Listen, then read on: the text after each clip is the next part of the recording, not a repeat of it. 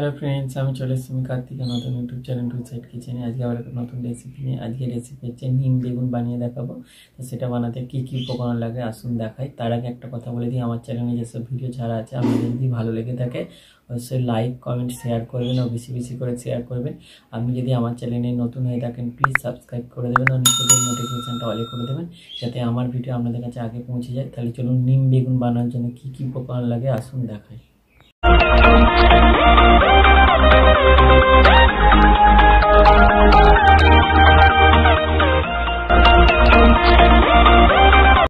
নিম বেগুন রেসিপি বানানোর জন্য কী কী উপকরণ লাগে তাহলে চলুন দেখিয়ে দিই। এখানে আমি কিছুটা পরিমাণ মতো নিম পাতা নিয়ে নিয়েছি, কচি নিম পাতা ভালো করে ধুয়ে নিয়েছি।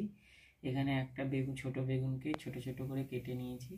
এখানে পরিমাণ মতো তেল নিয়েছি, পরিমাণ মতো নুন নিয়েছি আর হলুদ নিয়েছি। তাহলে চলুন রেসিপিটা শুরু করি। গ্যাসটা জেলে কড়াটা বসিয়ে দিয়েছি, কড়াটা গরম হয়ে গেছে। কড়ার মধ্যে আমি এবার নিম পাতাটা দিয়ে দেবো। শুকনো কড়াই নিম পাতাটা একটু ভেজে নেব, কেন তেল দিয়ে ভাজলে তাহলে নিম পাতাটা ভাজা হবে না, কাঁচা থেকে যাবে। নিম পাতাটা ভেজে নিয়েছি, এবার এটা তুলে নেবো।